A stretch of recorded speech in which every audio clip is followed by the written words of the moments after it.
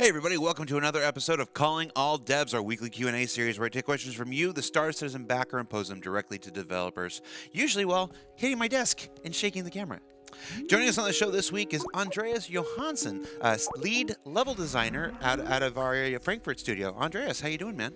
I'm doing quite well. How are you doing? Yeah. Anyway, so we got two questions from the backers. These are submitted by the backers, voted on by the backers. And before we get started, I want to compliment you on your choice of attire today. Oh, thank you. It's a bit awkward because it's the same T-shirt I kind of wore in the last ATV. So. Oh, that's no problem. Everybody knows. I swapped T-shirts in between, so don't worry. Everybody knows every game developer has 5 shirts that they cycle through every day of the week. All right, let's get started. 2 questions for you. The first one: are there plans to open the Grimm Hex Hangers soon? We get this a lot, people. People want that. People want to use the hangers at Grimm Hex, and we've had Grimm Hex for so long now. I know. Yes, we plan on opening the Grimm Hex Hangers. Maybe not soon. It depends. At the moment, we have other things which are of high priority in the schedule. Things like Lorville and everything we need to do there, space stations and other soon-to-be announced things. But they are on the backlog, which is a very big backlog, but it's on there. And moving forward, the general idea is that most locations will use hangars over landing pads for landing, and landing pads will more convert over for refueling and other things. So Grimm Hex needs hangars. Gotcha. What does Grimm Hex opening the hangars get for us? Well, it's more of a convenience thing. First of all, we can land ships and we can have more traffic going into Grimm Hex, because as you land, we can move you to another hangar and it opens up and more people can land. That's pretty much it, really. I mean, it's kind of a fancy landing pad with walls in a way, but it's a better way to handle traffic. All right, I get that. Second question. This one's people have been asking this one since we first introduced ArcCorp in the social module so many years ago now. Are there plans to connect all the large landing zones of planets with a train system, allowing players to take the train hundreds of kilometers to a different landing zone? Basically, like a train running from Area 18 to Area 17. They even mentioned ArcCorp. See? It's like Trans-Siberian Railroad kind of things. Yep, or the Orient Express. Well, I mean, yeah, I guess it would be pretty cool to have that. You know, everyone want to do this Firefly train hijacking where you have a train across the countryside and you fly with your gliders above it, jump down, cut it open, steal some stuff. But I think you cut right to the heart of it, Andreas. Probably. I mean, I would love to do that. I like Firefly. It's possible that we do that. It is quite time consuming to build those because our planets are huge, which means that these networks will be huge. But someone actually has to build them across the terrains and mountains and everything. So at the moment, it's easier to just jump in your ship, fly there. It takes 15 minutes versus a 3-hour train ride across the planet. So it would be cool, and it might be something to look into, but it's not on the schedule right now. Yeah, I think it also has to be a little difficult because the terrain of the moons and presumably Hurston can change between patches. You know, we've noticed that before ever since the first moons were put in, ever since 3.0, that the terrain of one of the moons is not exactly the same between every single patch because they're refined as new technologies come online.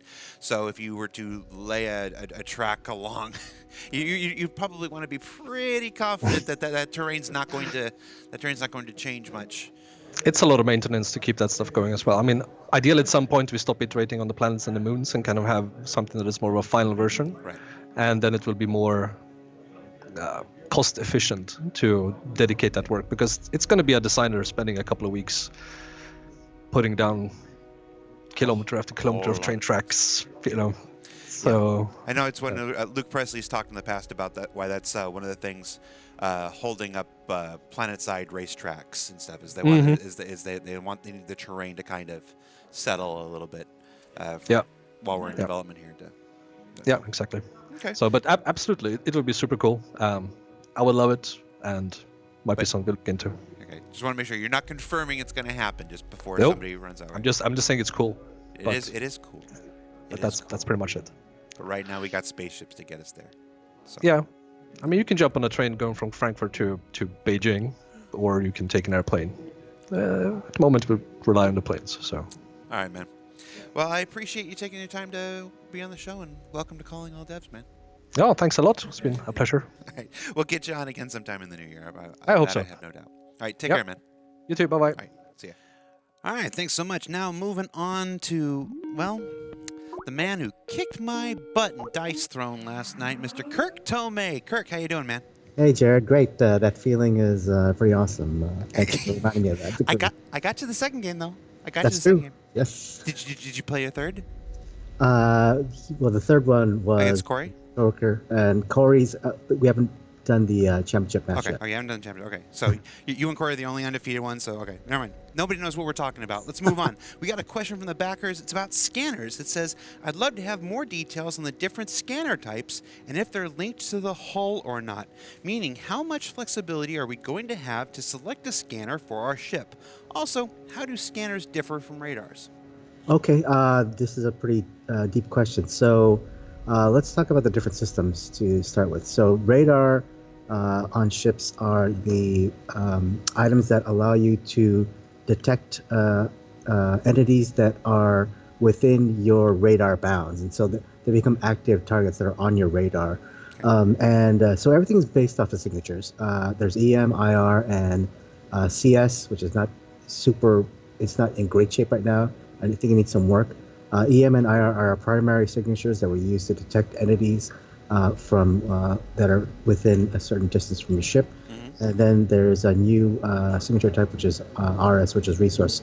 That's what we use to find mineable targets. Right. So what the radar generally does is that there's a certain radius from your ship at which you can detect certain levels of those signatures. And then anything that is around your ship that generates signatures, like ships or people or things like power plants or anything that is tied into our signature system, generates those signatures to a certain level. So say there is a spaceship that is generating like 1,000 EM and 500 IR, which would be pretty tiny one.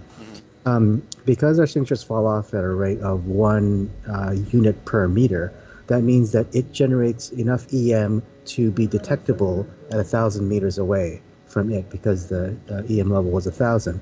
Now, your radar, say it has a radius of 5,000, and it's set to, at that 5,000 level, detect any EM that is at a minimum of 1. So 5,000 meters away from your ship, so you have this big radius around your ship. If that other ship that was generating 1,000 EM is just under 6,000 meters away from you, because it's generating 1,000 and it falls off at a rate of 1 per 1 meter. So at 1,000 meters away from it, the signatures decay down to 1. And since your radar can detect at a minimum of 1, 5,000 away, at about 5,999 meters, you'll be able to detect it because those two circles intersect. Right. When you get without that distance is when they fall off the radar, or if the signatures drop at a point where you can't detect them. And so we need to do some tweaking on that on the radar to make sure that our distances and our sensitivity levels are more in line with the gameplay we want, which we haven't taken a pass at yet. But once we do that, you'll see some more like fine-tuned distances. We should get better also at displaying what those values are to the player, because they're completely invisible right now. So we need to do some UI work on that. That's how radar works. And so when everything's active on radar, that's when you see it on your HUD and as AR markers, and that's when you see it on your radars. So ping is there's a ping item on all ships. They're not too different right now. Again, we need to do a pass on making different flavors of them. But what ping does is it acts as a multiplier to the radar. So if the radar distance is 5,000 and the ping is like a strength level of 2 times, then it can ping out to 1,000 or 10,000 meters away, and it has the exact same minimum detection values for EM, IR, CS, and RS. Well, what that does is, if you do a ping and you the same way that we do the radar detection for the minimum signature values, if the item or if the entity is detected by the ping radius, but not by the radar radius. So it's farther than you can see in your active radar, but it's within the distance of the ping. So you get these signatures on it. Then we collect all those entities that you get from without your radar, but within the ping bounds, and then we generate blobs with them. So the blobs are collections of entities that give you a vague info as far as what direction they're in. And right now, we do have at least a readout on the blob to tell you the distance of the blob, because it's really hard to tell what the scales of those blobs are. But those blobs are pretty massive, and they're pretty far away from you. But they give you a general indication of signatures that you're detecting at a distance that's outside of your radar. We want to do some work on, again, the UI for that, so you can actually get some more info about exactly what the strength levels of each of those signatures are. That way in the future, when we do a ping, and then if you're specifically looking for mineable resources, you'll look for those blobs that have a lot of mineable like RS signature, and you're like, hey, I'm going to go for those guys over there. So that's how the ping works. And then finally, scanning. So scanning is different in that what scanning does is when you move when you go to the scan mode, and then you move your cursor over an entity that can be scanned. So far, those are spaceships and other vehicles and mineable resources. Then holding your scan cursor over the item will give you a readout about what type of entity it is. So for ships, we have the owner, the pilot, faction, I believe we have its hit points, cargo that's on it, and I think that's it for ships. For mineable resources, we'll tell you the levels of the mineable resource that's available for that rocket that you're looking at. And we're just about to expand that right now to other space level entities, like right now they're going to be associated with nav points, so planets and space stations and the like. Will give you some info about what you're scanning at when you again are pointing your ship at that item. So the question is, what are we going to get as far as flexibility for the radar, the ping, and the scanning items? So once we kind of solidify these behaviors, we can play around with the sensitivity of the radar. So not only how far it can search out or seek out and look at and put active entities onto your HUD and the radar. And again, we have those 4 signatures to play with, so we can vary how sensitive they are, and also what distances they can search for. Ping the same way. So the ping, again, because it acts as the multiplier of the radar, how much better at influencing your radar they are, how sensitive they are to getting those signatures and generating those blobs for you. Maybe getting more, maybe some of the pings aren't so good at distilling exactly how much signature is in a blob, but maybe others are. So we'll be able to play with those values and give you some different behavior for that. As far as scanning, we haven't really done a lot of stuff on the scanning yet, so that's to be determined. But I imagine some things we can do is simply maybe determine what types of entities that you can scan. So far, because we don't have so many, we can't really play with that. But once you start adding the ability to scan a whole bunch of different types of entities that are in the universe, maybe some are really good at penetrating ship holes. Maybe some are great at telling you the population of some kind of colony on the planet. Maybe some are, like for you pirates out there, some are really good at telling you how much cargo and exactly what type of cargo is on a ship, and give you that info. There could be some defensive ones, like some scanners can tell you, hey, exactly what type of armament does this guy have that's coming to attack me, and down to how much DPS do they have, like just how powerful are they. So there are those things that we can play with, and once we get those that gameplay in there, it's as simple as making sure that we just generate each item that can modify those parameters, and then give players access to those items. I love you, Kirk. So Like it's a very strong, very passionate man love I have for you. So the short answer is the scanners are not tied to the hull, and it'll be a component that you can swap out and upgrade. correct. Yep. Just like anything we make, as long as we tie it to an item, and then it's simply a matter of all we do is we're really just reading parameters from that item, and then as long as the gameplay is disparate enough for those parameters, we just adjust them all and we're set. I just realized my headset was caught in my thing. All right, Kirk, thank you. Cool. All right. No problem. All right, let's go talk to Luke Presley and see what he's got. Take care, man. All right. See you. Bye. Bye. All right, thanks so much. Now moving on to truly a Calling All Devs All-Star. It wouldn't be the last show of 2018 without a visit from Luke Presley, Persistent Universe Grand Poobah. Luke, how you doing, man?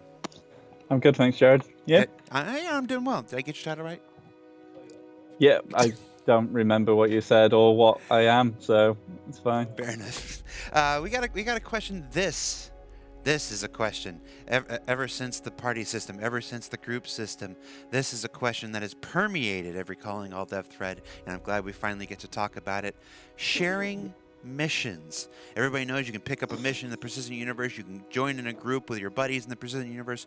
What can we tell folks about the ability to share that mission with our party members? Okay.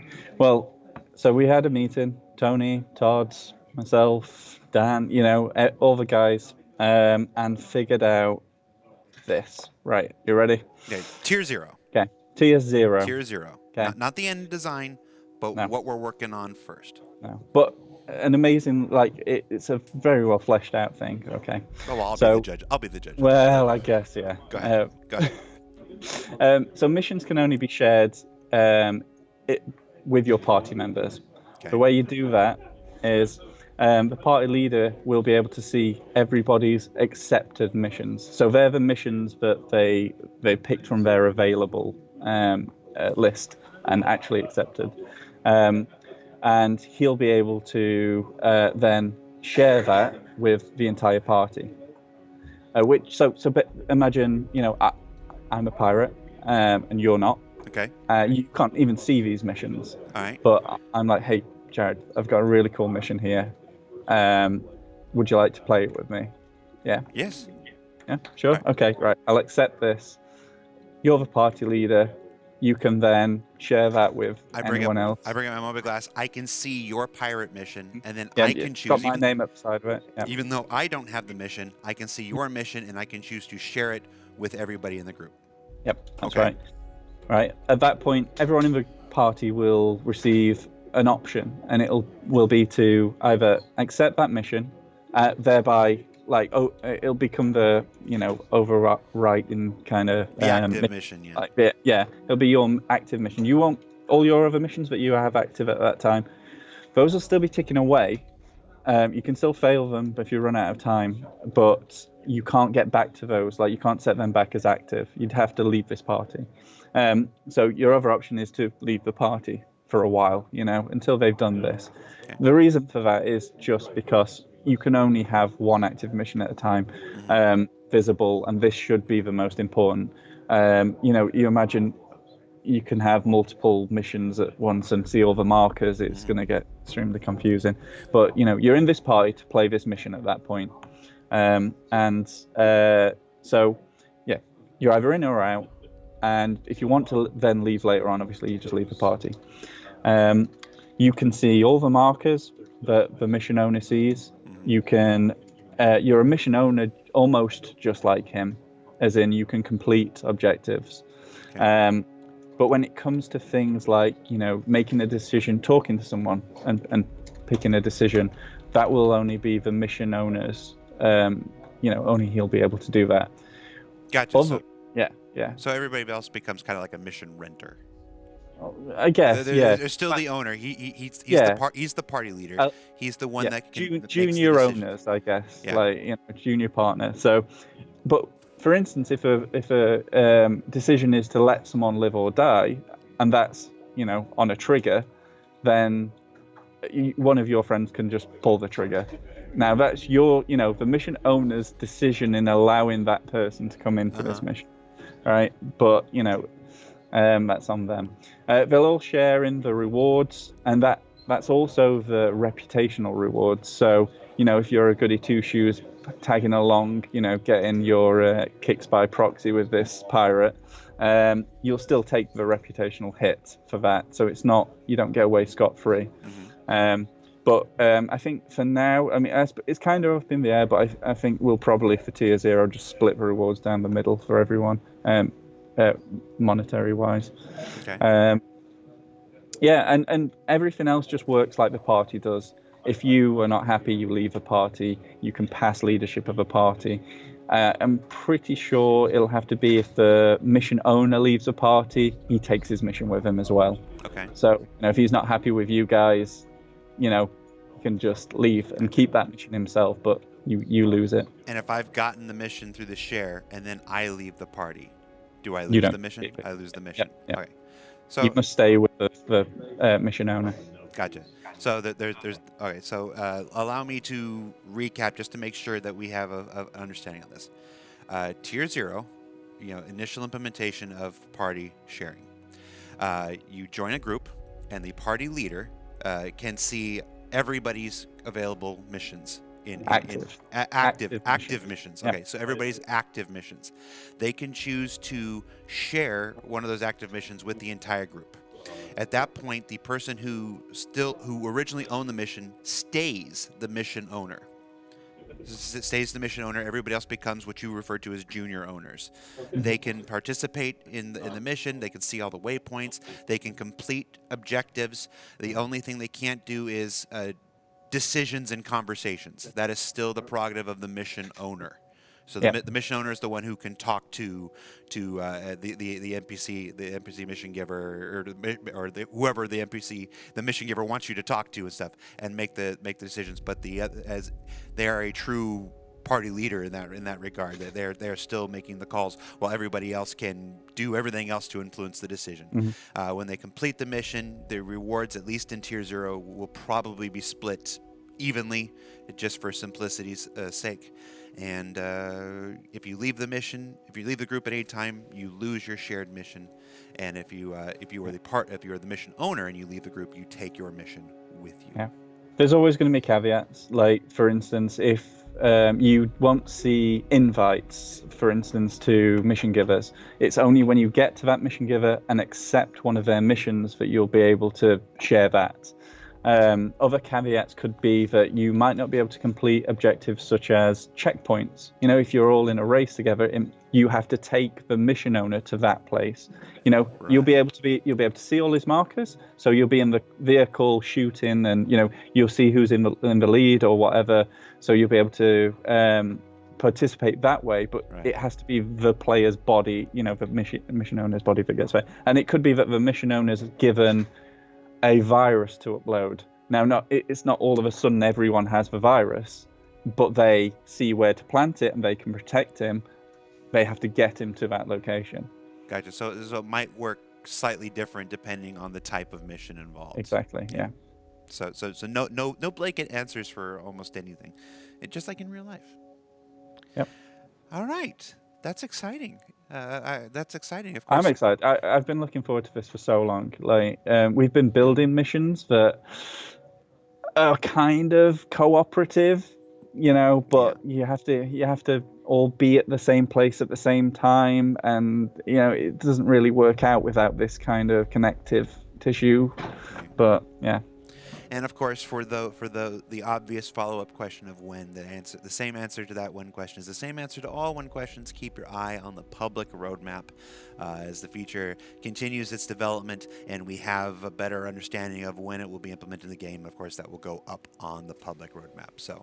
So keep your eye there for any and all when-related questions. Luke, that's it, man. Last of 2019 or 2018. Jeez. I'm already a year ahead. Thank you so much for taking the time to be here on the show, man. No worries. Right. Look forward to seeing you again after the new year. Yeah, I'll see you next year, man. Yeah. All right, take care. And well, that about does it for Calling All Devs in 2018. I hope you enjoyed it. This was a great experiment for us this year. You know, every year we kind of we reinvent ourselves. Last year it was Happy Hour and Citizens of the Stars. This year we brought back a revised format, Reverse the Verse, and a new Calling All Devs, which was a revision and an evolution of the old 10.4 format. I hope you enjoyed it. If you did, let us know in the comments on YouTube. Let us know on Spectrum, on Reddit, whatever communication platform you choose. I'll find it. It's been a pleasure serving you guys this year. I look forward to coming back in 2019 and doing this and more, and continuing to provide you with the best Star Citizen community content that I possibly can. So, for Calling All Devs, I'm Content Manager for Global Video Production, Jared Huckabee. See you next week, everybody. No, have it. See you next year.